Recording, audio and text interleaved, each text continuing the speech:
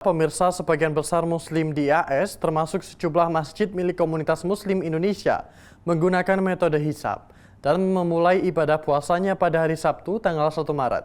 Sementara lainnya masih belum tahu, karena masih menunggu sidang isbat. Selengkapnya ikuti laporan tim VOA berikut ini. Seperti tahun-tahun sebelumnya, sebagian Muslim di Amerika Serikat sudah mengetahui kapan hari pertama Ramadan, jauh sebelum tarawih pertama. Imam selalu mengambil rujukan dari Fiqh Council of North America, FCNA, dalam memutuskan jatuhnya hari-hari besar Islam. Fiqh Council of North America atau Dewan Fikih Amerika Utara adalah organisasi fikih beranggota sejumlah masjid di Amerika Serikat dan Kanada yang menggunakan metode hisab dalam menentukan hari-hari besar Islam.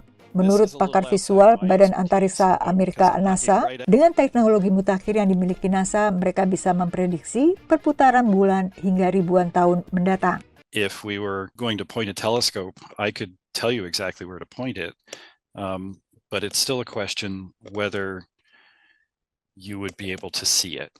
I can predict where the moon will be thousands of years into the future. That's how good our understanding of the motion of the moon is now.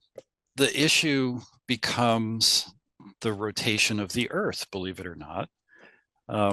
The Earth's rotation is not exactly the same every day.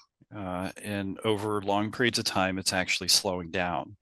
Metode ini memudahkan umat Islam mempersiapkan diri, termasuk mengajukan cuti jika hari besar Islam seperti Idul Fitri atau Idul Adha jatuh pada hari kerja. Namun tidak semua masjid di Amerika Serikat menentukan hari pertama Ramadannya dengan menggunakan metode hisab.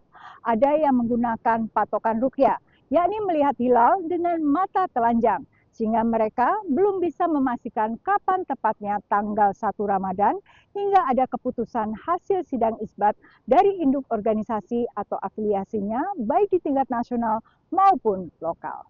Seperti Masjid Istiqlal di Sugar Land, Texas. So since we have such a large Muslim community, there's already an organization called ISGH, the Islamic Society of Greater Houston. So that encompasses the entire Houston area. And they usually have their imams and sheikhs already ready to watch the moon. So whatever they end up deciding, we also follow that. Perbedaan rujukan ini karena komunitas Muslim Amerika Serikat tidak mempunyai lembaga resmi pemerintah yang mengatur urusan agama. There is certainly a difference between the Indonesian context and our context because we don't have a state that is considered. We of course have a state, but it's not a Muslim state that administers religious matters. So when you have such a Muslim state that takes care of these religious matters, then people will find it easier to yield to the state's decision. Here, there is no particular entity that would comfortably say we represent the Muslims. Perbedaan dalam penentuan hari Ramadan Amerika menurut ahli fikih bukan isu mendasar yang bisa membatalkan ibadah. I believe it's an excusable disagreement, meaning that we can disagree and not